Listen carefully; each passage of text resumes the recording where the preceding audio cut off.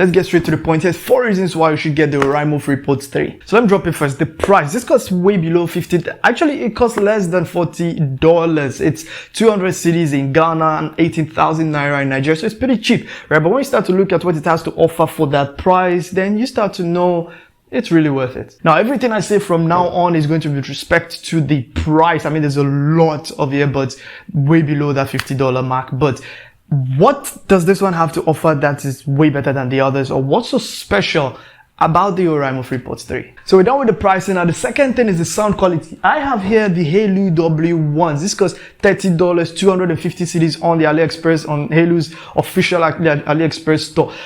That's slightly expensive than the Oraimo Freepods 3, right? So naturally you'd expect a lot more from this, compared to the Oraimo.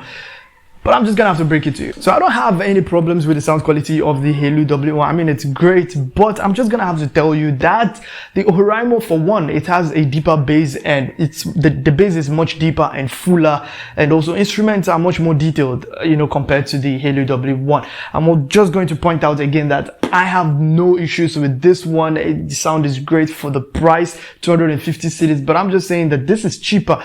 I mean, and for 200 cedis, you can still get a great pair of sounding earbuds. Third thing is the sensitivity and interaction. Now, when you pick up a lot of earbuds, they tell you where to tap, like where the sensor is and where to tap for the controls and all that kind of stuff. Now, the cheaper you go, the more that becomes a problem. This is another pair of earbuds from Halo. This is the Halo GT7. Slightly cheaper than the Oraimo Freepods 3. It costs about 150, 160 cedis. The problem I have with this, one of the problems I have with this, is the sensitivity and interaction. I don't know. I mean, I have to tap a lot more than normal times to get the controls. Like, you tap once to pause or play music, right? But like, I tap more than once sometimes because it doesn't even pick up the first or second one, sometimes even the third one. I have to go like 4 times. Sometimes I just have to end up pulling my phone out and just, pressing pause or play on the phone itself, because it just doesn't pick it up. I don't know if it's not that sensitive. The sensor area, for one, I can tell you that it's not that big.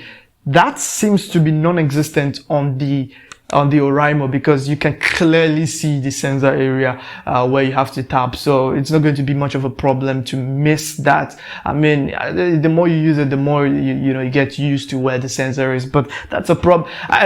I'm just going to say that I'm not comparing these two. I mean, they're on different prices, so price levels, so I'm not comparing both of them. I'm just mentioning one of the issues you have with cheap earbuds, which is that interaction and sensitivity problem, which seems to be non-existent on the Oraimo Freepods 3. Finally, we come to the battery life. Let me quickly go back to the Halo W1 for a second here. Now, this one, the earbuds have a 32 milliamp battery capacity in them, and the Oraimos have a 45 milliamp battery capacity in them. As if that's not enough, the case of the Halo W1s have a 310 milliamp battery, and this Oraimo, the case, has 500 milliamp battery capacity in it. So that's significantly bigger for that price difference, right?